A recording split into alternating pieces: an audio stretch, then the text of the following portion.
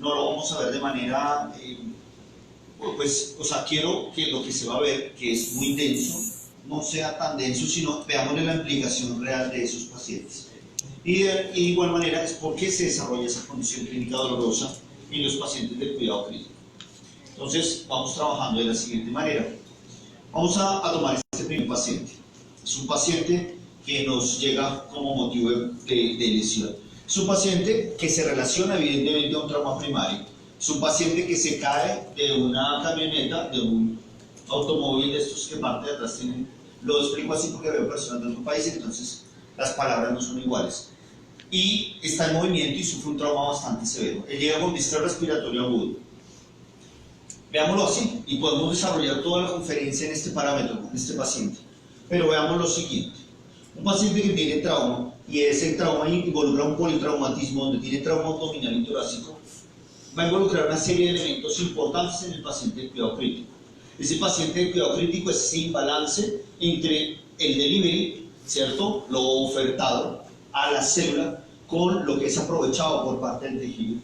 Estos pacientes pues tienen claramente una alteración en la dinámica de la ventilación, ¿cierto? Él no puede hacer una expansión torácica adecuada y de pronto, si hay mayor dolor abdominal, el paciente su prensa abdominal es inadecuada en el movimiento de la dinámica respiratoria.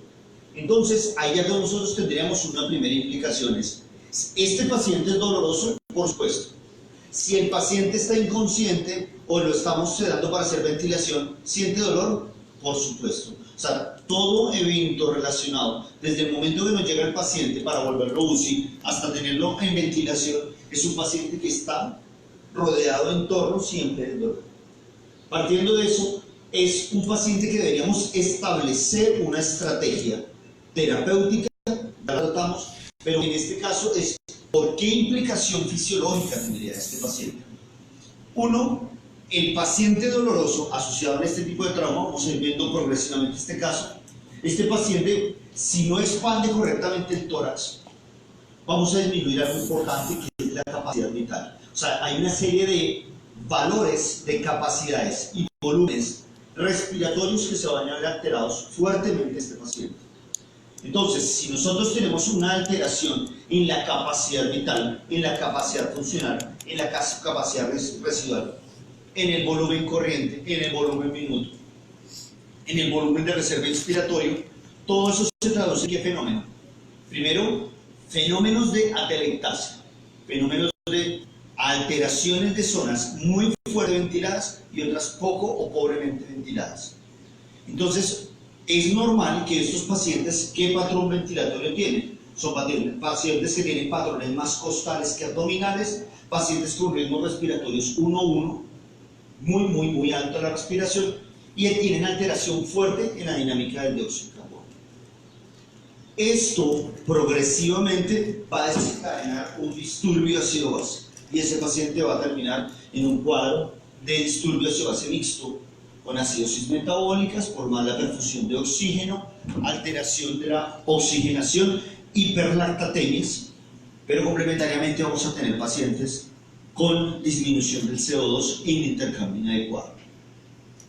Esto podría haber sido establecido y manejado correctamente si pensáramos que era un paciente altamente doloroso y no desarrollar ese cuadro clínico.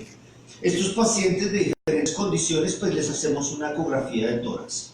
Estamos hablando claramente de los fenómenos de la alteración BQ. O sea, estamos entendiendo qué pasa en un paciente de cuidado crítico, ventila mal, respira inadecuadamente.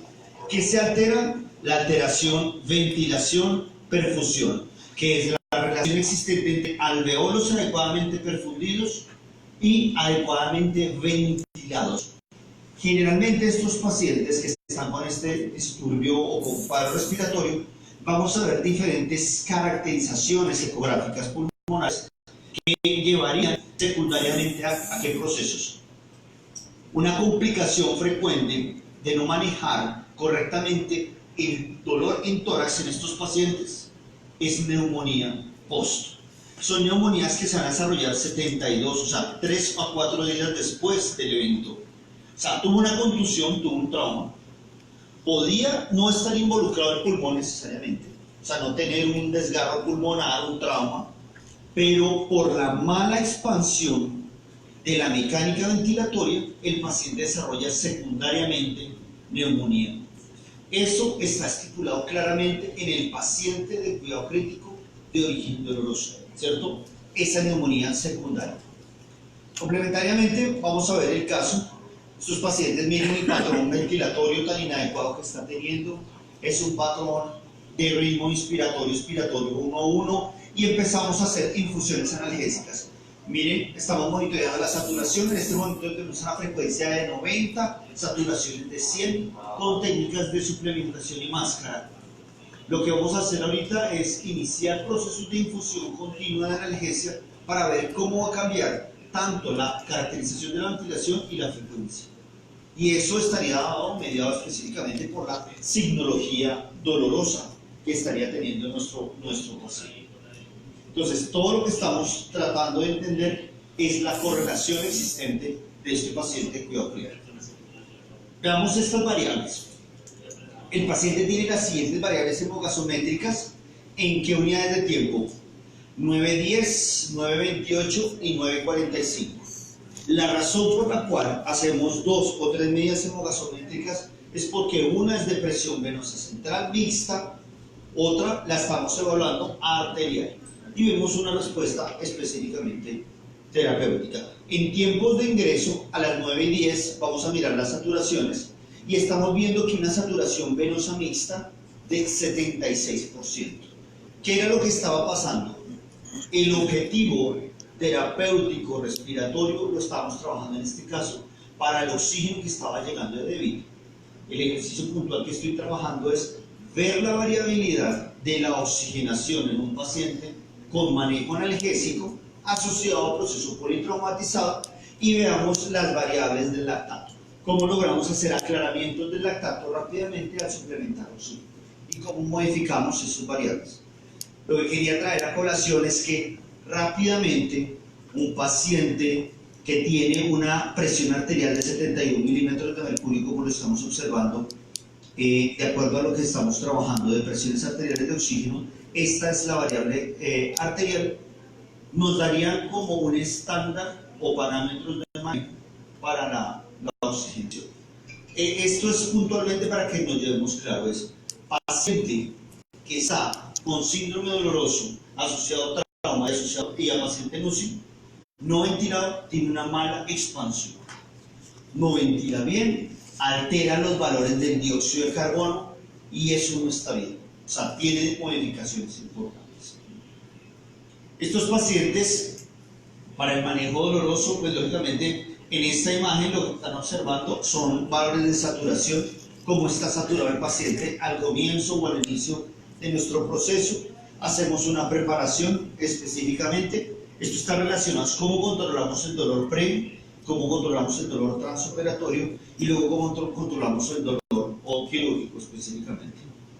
Otra variable importante de trabajo que estudiaríamos sería asegurar y mantener presiones arteriales. Recordemos dos cosas. En un mecanismo de compensación va a haber una activación del simpático, muy importante, asociado al proceso de trauma y al proceso de estabilización. Ese manejo de estimulación simpática que quiere asegurar, quiere asegurar un volumen efectivo, un gasto cardíaco, pero quisiera mantener una sistólica correcta. Pero son sistólicas compensatorias y puede ser que el paciente realmente no tenga ese valor adecuado de sistólica y los pacientes estén con presiones sistólicas mediadas específicamente por la utilización, por la actividad simpática. Eso a largo plazo va a reflejar en que si yo tengo un paciente traumatizado con dolor, tiene hipertensión sostenida, está taquicárdico, posteriormente, estamos hablando de unos 40, 35 minutos, el gasto cardíaco empieza a caer. En la fase inicial va a lograr un efecto adecuado de gasto porque tenemos un aumento en la frecuencia de latido. Mantenemos unas buenas presiones, pero el problema es que esto sostenido altera la fase diastólica. O sea, el volumen telediastólico que tenemos en estos pacientes es menor y va a reflejarse posteriormente con una alteración cardiovascular. Entonces, el paciente en UCI con patología cardiovascular tiene disturbio evidentemente asociado a funcionalidad cardiovascular, o sea, volumen efectivo. O sea, son cosas que es lo que quiero que vayamos entendiendo.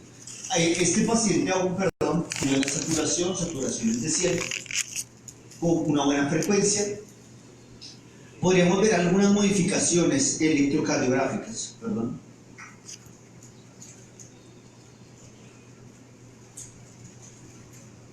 En las actividades electrocardiográficas estamos viendo aparentemente alteraciones en la onda T. Se observa aparentemente, podría ser una de las interpretaciones, más otras, una mala oxigenación específicamente miocárdica. Pacientes que podrían tener injuria miocárdica, trauma en tórax. Y vamos a ver qué es lo que le pasa a este paciente.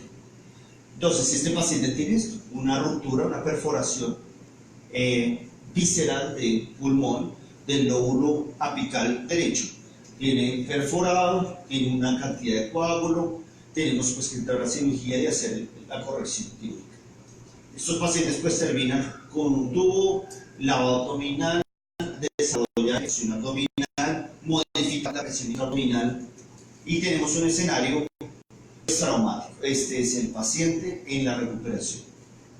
Este paciente, desde el momento mismo que lo recibimos hasta este momento que va a entrar al destete y entra al proceso de recuperación, entra a ser un paciente de monitoreo intensivo y vamos a determinar ese comportamiento de oxigenación a qué nos lleva a pensar si lo vamos a tener que ventilar o simplemente con la suplementación de oxígeno aire bien. Es claro que todos estos eventos, a lo que estamos nosotros observando es que vemos injuria del trauma, injuria quirúrgica, dolor de las invasiones que hacemos en el paciente, cadenas centrales, sistemas de drenajes, los suturos, una cantidad de elementos que suman eventos dolorosos en el paciente. Y todo eso va al detrimento clínico de nuestros pacientes que están en cuidado crítico. Muy bien, miren lo que pasa a este paciente a la una, ¿cierto? ¿Qué es lo que hicimos a la una? A la una nosotros le hacemos a este paciente una valoración gasométrica arterial. Estamos evaluando algunas variables de ventilación, pero tenemos una presión alveolar de 397, un gradiente alveolar arterial de 175 y tenemos una PF radio de 222. Entonces, ¿qué es lo que está pasando? ¿Qué es lo que quiero orientarnos en estos pacientes? Estos pacientes tienen, ¿qué escenario? Hemorragia, hematocrito se cayó, tiene injuria pulmonar aguda, tiene una PF radio bastante bajo. Si ustedes lo vieron, lo teníamos en 197 y ahora pasamos a 222. Esta relación existente entre la presión alveolar de oxígeno y la fracción inspirada de oxígeno y la presión arterial de oxígeno debería ser superior a 300. Esto ya nos clasifica a un paciente con un CRA, está lesionado el pulmón, está enfermo y necesita entrar a proceso de ventilación. O sea, no es bueno este paciente, aun viéndolo con saturaciones correctas. Este paciente se ve afectado claramente ¿qué? Su contenido arterial de oxígeno.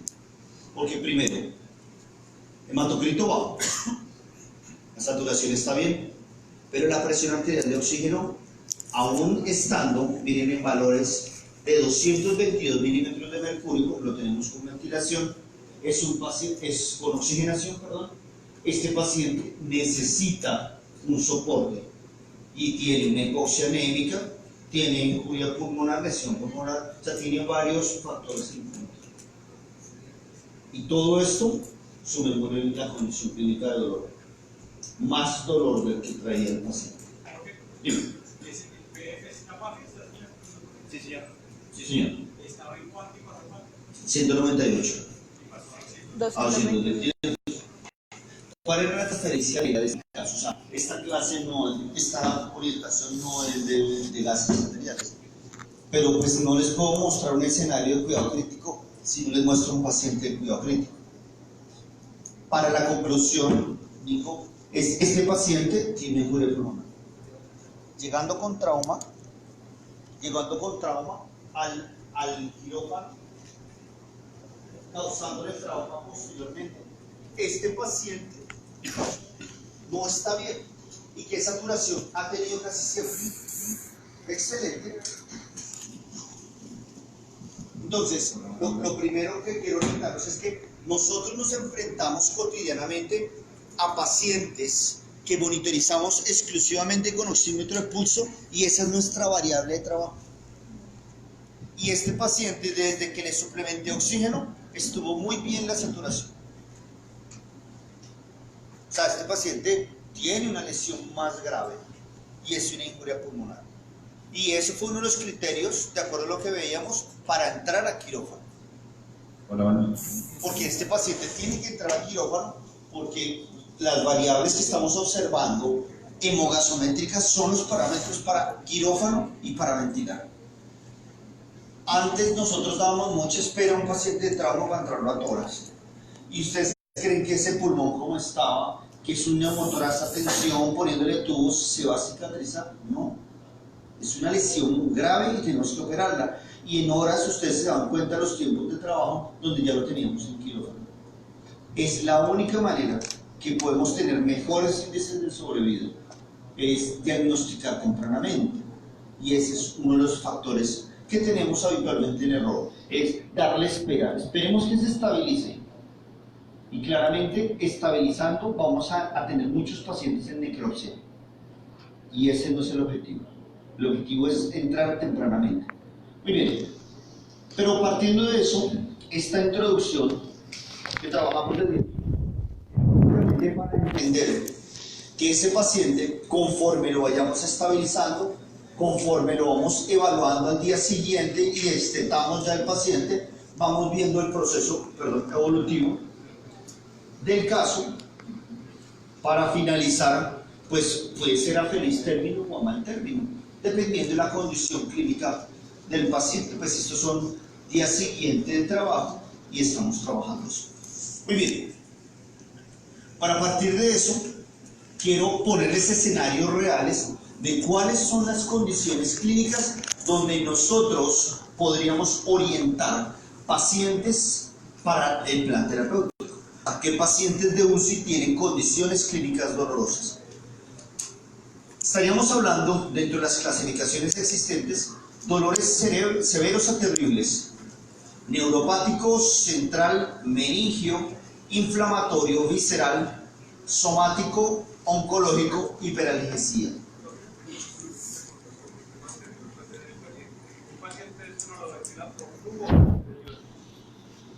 Dependiendo del momento, cuando tú entras al procedimiento quirúrgico, generalmente para preservar y asegurar un valor adecuado arterial, deberíamos ventilarlo inicialmente volumen control. Pero cuando ya tú abres la cavidad, si tú lo ventilas a volumen presión, pues tendrías que analizar es la expansibilidad porque ausentas la tórax. Muy bien, una vez que entramos a la recuperación, generalmente lo vamos a colocar rápidamente en SIMB, sincrónico al paciente con la intención de destetarlo rápidamente. Mantener tanto tiempo a los pacientes en ventilación cuesta y es complejo. Entonces nosotros rápidamente queremos destetarlos. Muy bien, entonces básicamente tú vas a tener dependiendo del evento en el momento que estás. Tórax abierto, tórax cerrado, tórax abierto y luego el paciente ya en recuperación. Muy bien, entonces ahí lo tenemos el ejercicio de la enumeración de factores. Luego tendríamos condiciones de dolor moderado a severo. Lo que me llama la atención en estas imágenes básicamente es que se ha hecho una tabulación desde la medicina humana para entender qué condiciones patológicas son severas. Pero el verdadero ejemplo que yo quiero decirles a ustedes es solamente cuando uno vive alguna condición clínica de estas, usted sabe la severidad del dolor. Por ejemplo, a ustedes aquí ven una condición clínica que sería específicamente que era úlcera corneal. La úlcera corneal está considerado dentro de los de dolor moderado a severo. Y evidentemente yo lo pondría como un dolor súper severo. Quien haya tenido traumas corneales sabe que tiene que irse a urgencia del grado de severidad del dolor. Y es una estructura que uno analizaría y es mínimas, pero evidentemente hay condiciones que si no las extrapola a la parte humana son demasiado dolorosas. Como condición moderada tendríamos nuestro caso que habíamos mencionado, pacientes de hernias diafragmáticas, rupturas traumáticas de diafragma, injurias de tejidos blandos, obstrucciones uretrales y condiciones de las de dolor severo que están en el posterior. Y dolores suaves a moderados, problemas dentales, laceraciones menores, cistitis, otitis y drenaje torácico. Entonces, partiendo de esta primera orientación, en un caso, luego ver los ejemplos de las condiciones con el paciente para el control y sintomatología del dolor, veamos algunos datos específicos. Hay una respuesta inflamatoria sistémica que desarrollaría una condición dolorosa postoperatoria. Entonces, vendría algo que conocemos nosotros como hiperalgesia, que es la condición mediada por sustancias proinflamatorias que no son directamente del trauma de la lesión primaria. Estas condiciones clínicas afectan ¿a qué? Al sistema respiratorio, al sistema nervioso, a los mecanismos de compensación y al sistema cardiovascular, como lo hemos puesto en el ejercicio y en el ejemplo. Entonces, entendiéndolo de esa manera, es importante, lo que quiero seguir recalcando es importante entender que las condiciones dolorosas en trauma causan una disfunción sistémica importante.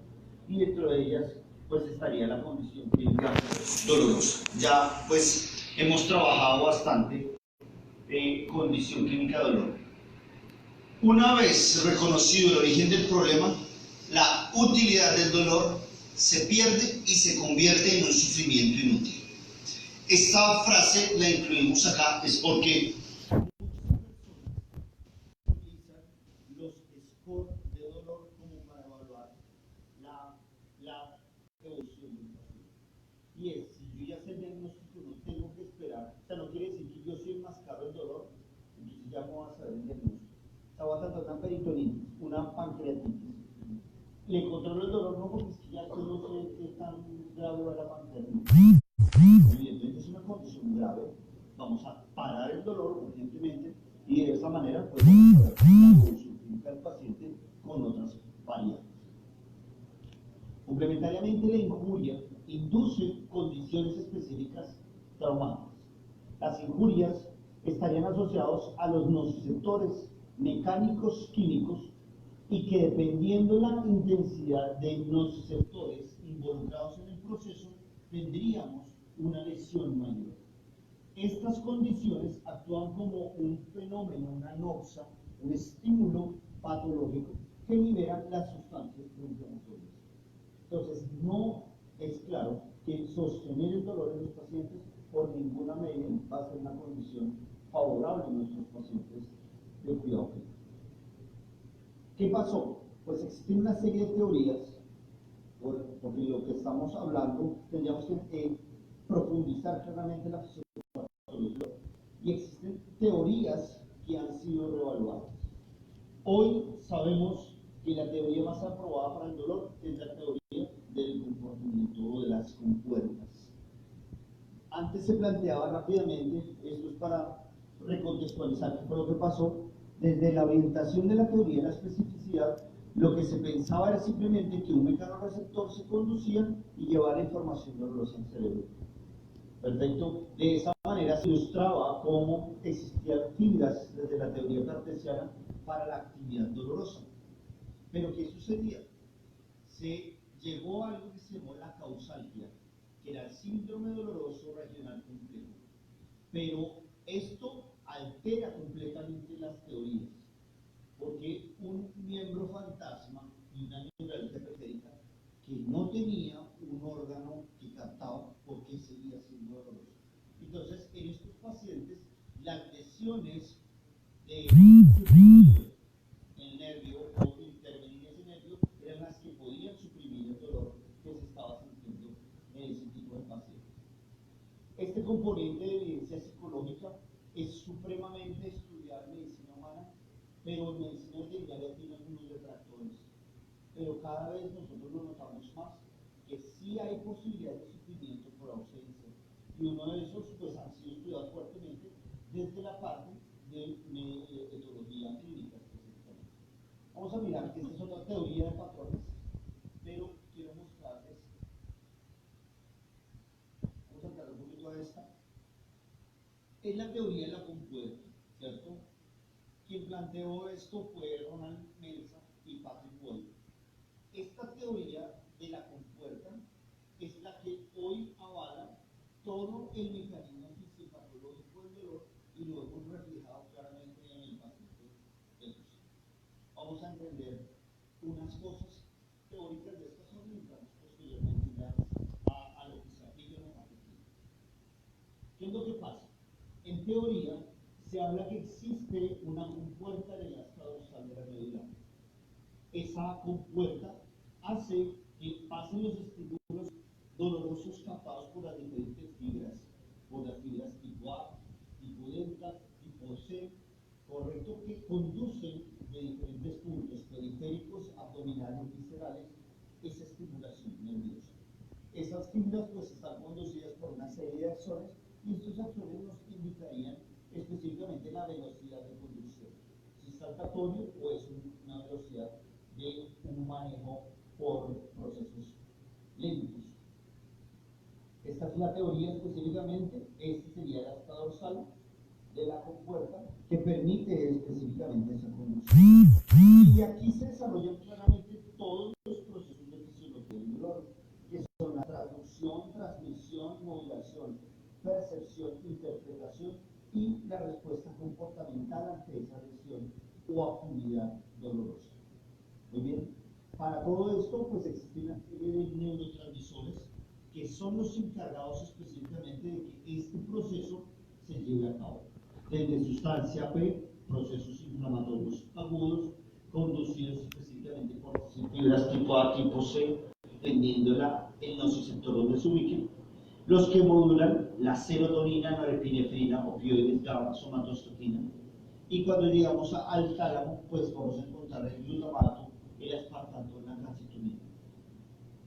¿Por qué es importante estas orientaciones fisiológicas? Es simplemente la manera en que se ha ido evaluando la condición dolorosa de los pacientes es mirando algunos de estos biomarcadores subjetivos. Es determinar en qué valor se encuentran en cada punto y de esa manera sabemos si hay respuesta o no respuesta clínica en el paciente favorable. Muy bien. Vamos a ir avanzando esta para que trabajemos un poco más adelante. ¿Qué es lo que debemos entender acá? Esta fibra específicamente es quiénes serían las responsables de la severidad de dolor y cómo se activaría cada una de estas fibras. Lo importante nosotros de entender es que las fibras tipo C que conducen lentamente estarán involucradas en el sistema abdominal, por ejemplo. Entonces, cuando les llega a ustedes un paciente de estos, o tenemos un paciente en cuidado crítico con abdomen agudo, debido a que los nociceptores están muy distantes en el abdomen y la conducción es por fibras tipo C muy lenta, lo que usted le orienta es que si usted tiene un paciente de abdomen agudo, tiene una lesión extensa abdominal, varios nociceptores estimulados y han sido de manera sostenida estimulados. Diferente a que ocurriera una lesión muy puntual, una fractura, una lesión muscular cutánea, una herida, donde la lesión es pequeña, causa la sensación de dolor muy alta. Eso les da a ustedes una variable importante y es, no es solo, vamos a un ejemplo claro, operar a nuestros pacientes de cirugía abdominal y verlos que están bien. Tenemos que hacer estimulación, o sea, tenemos que tocar la zona abdominal y ver la respuesta clínica a la presión de la zona abdominal.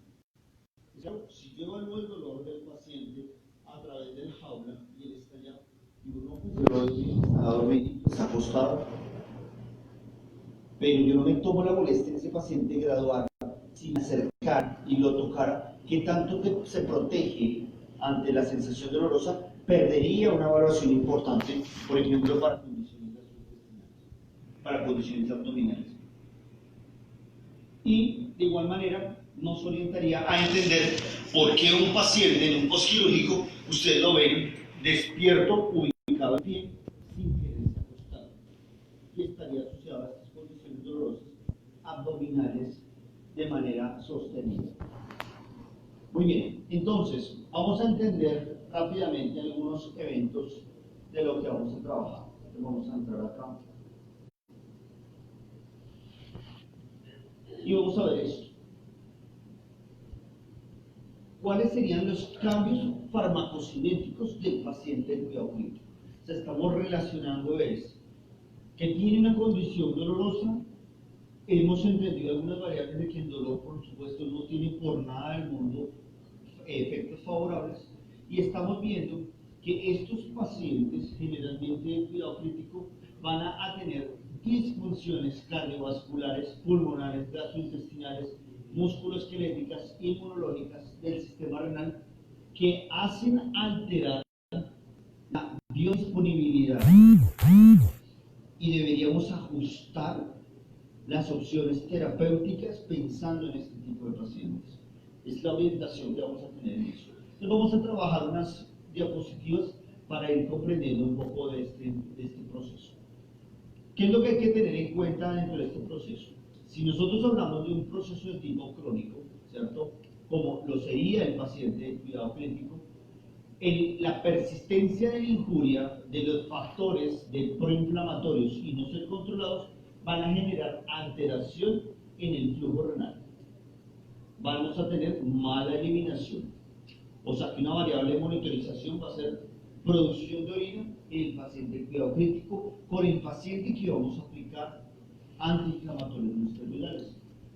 La otra condición importante que deberíamos nosotros entender es que si podemos, ante esta lesión, utilizar un bloqueante de la transferencia de la conducción nerviosa, sería mejor a utilizar un medicamento que afectara todo el cuerpo. Y eso estaría relacionado con la profundidad de la lesión que nosotros estuviéramos asociados o tuviéramos en ese paciente. ¿Bien? Para la actividad nerviosa, para la actividad conductiva del sistema nervioso, nosotros tendríamos que entender dos cosas, y es que tanto el simpático como el parasimpático van a tener una actividad mediadora de dolor. Y de esa manera nosotros vamos a estar modulándolo y trabajando. ¿Qué es lo que pasaría? Pues simplemente, si mi paciente tiene una mala perfusión, sabríamos que hay órganos que tienen un rico grado de perfusión y otras zonas, grado rico de perfusión, y otras zonas de muy pobre grado de distribución o perfusión. Entonces, si nosotros utilizamos medicamentos de manera sistémica para producir bloqueo analgésico de estructuras como huesos o ligamentos, el requerimiento de analgesio es demasiado alta. Entonces se verían favorecidos todas las patologías musculoesqueléticas con bloqueos o con catéteres de irradiación cercanos a la lesión dolorosa periférica. Y eso estaría asociado a esta teoría, que son la teoría de los compartimentos de acuerdo a la perfusión de los órganos. Es claro que en el paciente crítico, la residencia en el organismo de un agente administrado, ¿cierto?, tiene mayor efecto secundario. ¿Qué lo logra hacer? Mantener más tiempo lo que estamos orientando. Una mala perfusión renal y proceso de metabolismo hepático y eliminación. Entonces, ¿qué deberíamos nosotros pensar en primera instancia?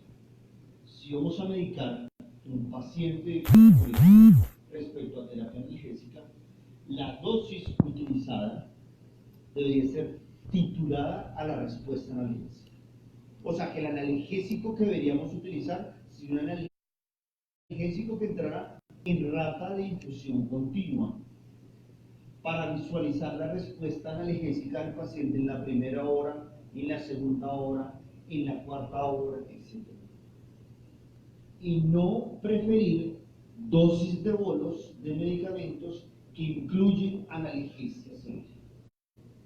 Partiendo de eso y entendiendo que existen algunos antiinflamatorios, ¿cuál sería y cuál es el analgésico o el analgésico antiinflamatorio no esteroidal usado con técnica de infusión? ¿Cuál manejan ustedes? ¿El silencio es que no les gustan los aires? ¿Dipirona? Entonces lo averiguan porque esta clase no es la de terapéutica, ya la trabajamos, esta es la de fisiopatología. El analgésico que utilizamos en infusión continua, en urgencia y UCI se llama el paracetamol en infusión. Espectacular. Con efectos adecuados en pacientes de UCI con alteraciones y disfunciones. Entonces, lo van a leer, lo van a estudiar, lo van a manejar. En perros y gatos, el paracetamol a dosis de infusión continua no tendría efectos secundarios en pacientes cuidado crítico. Pero lo miran, ¿no? Porque hoy no era terapéutica. De acuerdo a esto, ¿qué es lo que va a pasar? Lo que va a pasar es que debemos tener en cuenta que el rango entre dosis terapéutica, entre dosis mínima y sobredosis letal en el paciente crítico están muy unidas. Por eso los márgenes terapéuticos siempre los vamos a hacer idealmente en infusión continua para estar seguros. ¿Qué es lo que sucede? El disturbio ácido base principalmente encontrado en los pacientes de cuidado crítico y el predominante es acidosis metabólica. ¿Ok? Lo que nosotros deberíamos entender es que los fármacos compuestamente ionizables, cuando se encuentran en un ambiente ácido-base con disturbio, con predominancia de la acidosis, genera una biodisponibilidad alterada.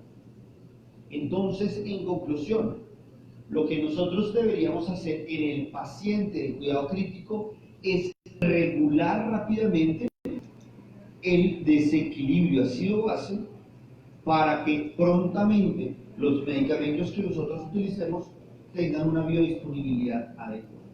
Es eso, o sea, la orientación que quiero que llevemos es eso, es prestarle atención al disturbio ácido-base en los pacientes de cuidado, porque eso hace alterar la biodisponibilidad de los medicamentos. Estamos hablando hoy de analgésicos, pero ocurriría con muchos de los medicamentos. El otro problema que tenemos es que la gran cantidad de pacientes de cuidado clínico que manejamos llevan a la tendencia de la hipoalbuminemia. Los pacientes a ser hipoalbuminémicos, como el caso que estamos observando acá, 2.2 gramos. La fracción activa libre del fármaco, que es la activa, está en una mayor concentración. Y nosotros, al tener una mayor concentración farmacológica, pues tenemos mayor efecto del medicamento, pero los efectos no deseados también podrían estar incrementados. Entonces, ¿qué variable habría que estudiar y corregir para instaurar terapéuticas? El albúmina. Estos pacientes tienen unas proteínas bajísimas, 2.2, su albúmina fácilmente está en 1.5, 1.8.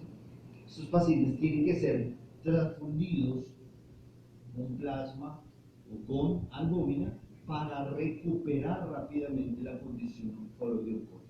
Pero pensando en este caso en la biodisponibilidad farmacológica. Y es algo que eventualmente a veces se nos puede pasar o se nos puede olvidar. Otra condición clínica importante, lo vemos muy frecuentemente cuando hacemos anestesias en animales. Nosotros llevamos una normotermia, vamos a poner ejemplos, por ejemplo, iguana, una tortuga, y manejamos un terrario en un ambiente cálido. Los pacientes se administran un fármaco y no entran en plano, se demoran mucho en anestesias por vía inyectada.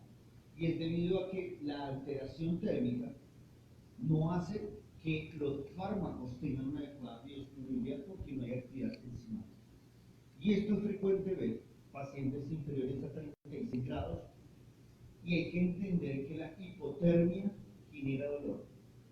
¿Quién de ustedes ha tenido confort con frío extremo? No hay confort de nada. ¿Quién pensaría en comer, en seguir hablando, en pasar agradable? No. Toda la del paciente hipotérmico es de disconfort alto. Y esto llevaría evidentemente a que la actividad enzimática, ¿cierto? La metabolismo hepático es inadecuado. Entonces, vamos entendiendo que esa variable dolorosa, esa variable de condición del cuidado crítico, hace que la utilidad y biodisponibilidad del fármaco analgésico, si no balanceamos las otras variables, tiene una muy mala respuesta terapéutica. Y por eso hace que nosotros tratemos de rescatar a los pacientes con otros analgésicos y lo que está pasando realmente es que los pacientes no están en el adecuado para lograr esa actividad. Muy bien. La condición clínica dolorosa, incrementando el tono simpático, altera la motilidad gastrointestinal. ¿Y qué fenómeno vamos a encontrar? Ilio paralítico. El ilio es una condición compleja en el paciente asociado específicamente a cuidado clínico. ¿Qué tendríamos que hacer nosotros? Un signo clínico de ilio es muy sencillo. Cuando auscultábamos, si lo hacíamos cotidianamente, pues por auscultación, pero por ultrasonido vemos la dinámica gástrica, motilidad intestinal. Rápidamente, haciendo la valoración ecográfica, podemos orientar si estos pacientes están en ilio. Y tenemos que pensar en procinesis, medicamentos que mejoren ese movimiento, manejarlo al normotécnico, controlando evidentemente el dolor. Por eso, uno de los medicamentos que manejamos para el ilio, ¿cuál es? De lidocaína. Porque no es que sea un efecto procinético tal, sino que, por ejemplo, en caballos, nosotros lo empezamos a utilizar, era porque el paciente en cólico está conociendo un abdominal agudo. Y si yo controlo el dolor, a 2 miligramos kilo-hora, el paciente vuelve a estar en dinámica. Y mejoramos, y la otra condición clínica que lleva el ilio fuertemente aparte del dolor es el líquido, la euvolemia, si está deshidratado. Entonces yo restablezco la hidratación, controlo la infusión analgésica y los pacientes empiezan a moverse en el tracto gastrointestinal. Y de eso lo hicimos la extrapolación a otras especies para el manejo del ilio paralítico. Muy bien. Otro proceso importante que ustedes han orientado dentro de la valoración del dolor es la actividad específicamente de la liberación de las hormonas corticotronas. ¿Qué hace? Básicamente, cuando nosotros tenemos esta actividad del sistema nervioso simpático, pues lo que nosotros vamos a ver es un acentuamiento de los procesos catabólicos del cuerpo, ¿cierto? Entonces, la condición dolorosa sostenida en el paciente de UCI hace perder drásticamente al paciente peso, aún nosotros dando tasas metabólicas energéticas adecuadas. Le doy una rata rigurosa de alimentación, pero el paciente está con una condición dolorosa y el paciente empieza a tener catabolismo, perder peso de manera progresiva. Otro factor, ¿cierto?, que nosotros encontraríamos asociados al proceso de trauma es que causa una inconformidad, un disconfort, y ese disconfort se va a manifestar con ¿qué? Ausencia de sueño, los pacientes hacen vigilias muy largas, complementariamente los pacientes no quieren comer porque si no están en confort no comen, mal proceso energético y nutritivo asociado al dolor, y recordemos que hay una serie de actividades que hacemos y causan dolor, ¿cierto? Colocar un tubo abdominal, hacer drenaje de tórax, todos estos mecanismos duelen y deberíamos buscar estrategias para el control de los dolores específicamente en ese tipo de pacientes. Esta asociación de signología de mala nutrición, dolor, alteración simpática, lleva al paciente a presentar cuáles condiciones: aumento en el consumo de oxígeno por parte del miocardio, alteración de la actividad inmunológica, lleva a un proceso de inmunosupresión y complementariamente se acelera el metabolismo y pues catabolismo graso, empieza a haber un catabolismo exagerado en esos pacientes. El otro efecto que estábamos orientando, ¿se acuerdan de la subdosificación, dosis efectivos con la dosificación? Es que existe en el paciente de cuidado crítico algo que se llamaría la sobredosis relativa. Y la sobredosis relativa es sumada a estos eventos, a estos procesos que están teniendo de alteración de la biodisponibilidad del fármaco, pues hace que el paciente crítico tenga frecuentemente sobredosis relativa. Habitualmente nosotros vamos a ver signos severos gastrointestinales, nos vamos a echar la culpa muy seguramente al proceso traumático, pero no nos damos cuenta que fuimos agresivos en la terapia con corticosteroides, fuimos muy agresivos a la sumatoria de manejar combinaciones con antiinflamatorios esteroidales y posteriormente son pacientes que están muy mal perfundidos de la lámina propia, no tuvo adecuada producción y empieza a generar lesión isquémica sobre la mucosa. Estos pacientes pueden llevar como complicación importante esto. Muy bien. Y ya para finalizar, hablaríamos de una condición clínica que es la condición de estrés. Hoy, claramente, no partido del estrés oxidativo, sino del estrés como condición clínica y asociarlo a la parte médica, sabría que existe una alteración neurohumoral. Y eso que altera, pues aumenta los niveles de catecolaminas, aumenta la cortisol, aumenta la glucosa, aumenta la hormona tiroidea y todas las fases de las proteínas de fase de inflamación aguda se incrementan. Entonces, la condición clínica de estrés asociada al paciente de trauma desarrolla un disturbio. Estos podrían ser biomarcadores de signología de dolor. ¿Cuáles? Hiperglicemia, un orientador de dolor. Tendríamos complementariamente pacientes que están oligúricos o anúricos, entonces monitorearemos la producción de orina, en el cual tenemos una buena volemia, tenemos un adecuado aporte de líquido intravenoso y el paciente no está orinando. Estamos al borde del inicio de una enfermedad aguda donde podría estar mediado específicamente por los factores de condición clínica estresante y dolorosa. Muy bien. Entonces, el objetivo de esta primera orientación, de esta orientación que tuvimos hoy, es traer esa colación de algunas variables que a veces nosotros las olvidamos, y es el manejo o las implicaciones, es la orientación, las implicaciones fisiológicas del trauma y todo lo que tendría que ver en el paciente de cuidado clínico. Es un tema pues denso, simplemente lo que quería traer a colación es recalcar algunos elementos fisiológicos que nos podrían dar una luz para saber el objetivo terapéutico, pero siempre partimos de algo. Si el paciente de cuidado crítico está en un estado de imbalance, todo lo que pongamos puede ser nocivo a él, porque no estaríamos en una condición diseñada para que él recibiera esa medicación. Y dentro de los planes terapéuticos, que como mencionábamos no está en el tema, haríamos énfasis en dos componentes, y es infusión adecuada de AINES como el paracetamol, como una respuesta alternativa en el paciente de cuidado crítico, y la utilización de nuevas moléculas o moléculas complementarias.